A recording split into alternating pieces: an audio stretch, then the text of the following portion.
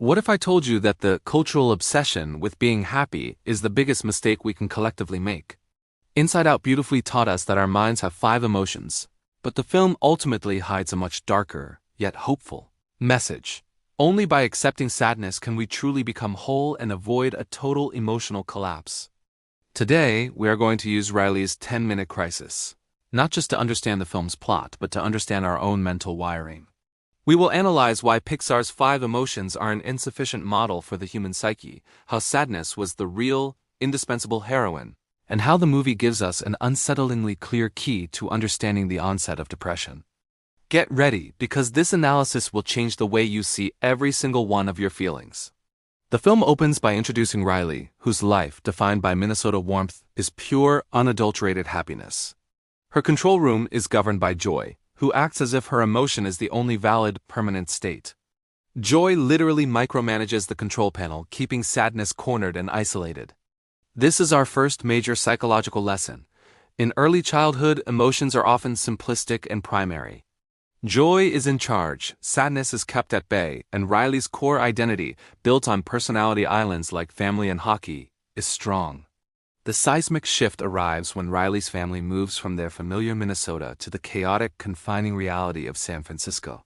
The family arrives in a cramped, dark apartment, and the disappointment is palpable. But this relocation is not just a change of scenery. It's the immediate activation of a complex emotional cocktail that the film's basic model conveniently left out. If it's not just the five, who is really on the panel? The real-world crisis is the combination of loneliness, panic, and frustration. The blend of these is what psychologists recognize as melancholy or anxiety, a secondary emotion Riley cannot process. The true fault lies in Joy's desperate attempt to keep the core memories pristine and prevent sadness from touching them. This is the act of emotional repression that initiates the collapse. Joy is mirroring society. If you are not happy, you are broken. This is what great psychologists like Carl Jung identified as the rejection of the shadow, or the dark side of the psyche. What we deny does not disappear. It simply goes into exile, and when repressed, it becomes stronger and more dangerous in the subconscious.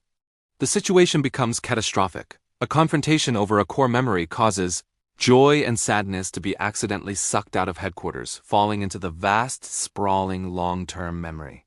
But pay attention, the real crisis is not their physical absence, but what it represents. Riley's total disconnection from her two most essential emotions needed for adaptation. In their absence, fear, anger, and disgust clumsily try to run the show. The result? Riley snaps at her mother, isolates herself from her friend, and fails at hockey tryouts. This disconnection allows the chaos to take hold. It's here that the film becomes a brilliant metaphor for clinical depression and emotional disconnection. What happens to Riley's personality islands? They crumble, one by one, into the memory dump. This visual is a perfect depiction of depression. It is not just being sad. It is the profound loss of interest or pleasure in activities that once defined you. Your hockey island falls because you no longer feel passion. Your friendship island crumbles because you isolate yourself. You are no longer just sad, you are empty, disengaged, and losing your core sense of identity. It is in this void that anger takes over, leading Riley to the impulsive, dangerous decision to steal money and run away. Anger, acting without sadness's grounding presence, becomes purely destructive, not a useful emotion. It's the misdirected fight-or-flight response, putting Riley's future at risk. Let's recall what Stoic philosophy taught us. We do not suffer because of the facts themselves, like the move, but because of the judgment we make of them. The deep-seated belief that life must be as it was before. The rigid inability to accept and process change is precisely what destroys Riley's islands. Joy's insistence on the past perfect life prevents any healing in the present. As joy and sadness race back on the train of thought, the path to redemption does not come from Joy's boundless energy. It comes from acceptance. When they encounter Bing Bong, the imaginary friend being forgotten, Joy tries to cheer him up, but fails completely.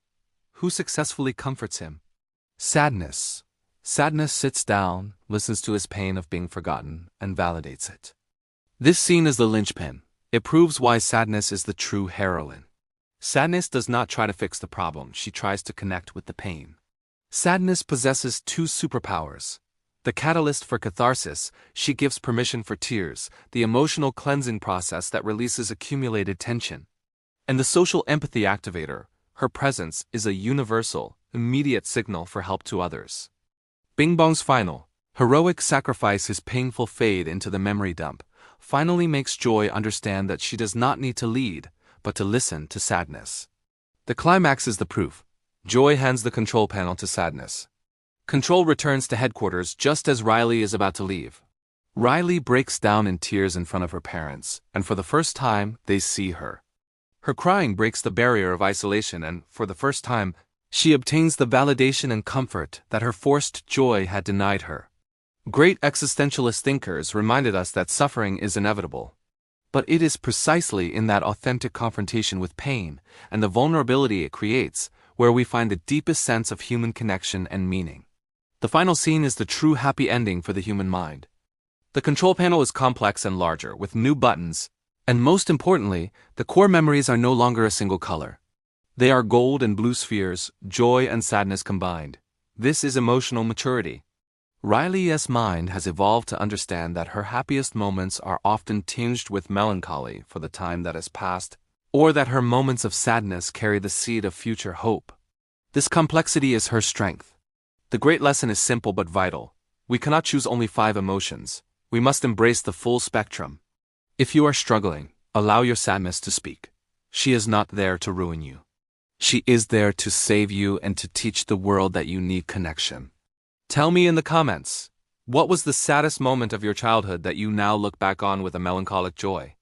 Like the video if this analysis gave you a new perspective on your own mind, and subscribe for more deep analyses. See you in the next video.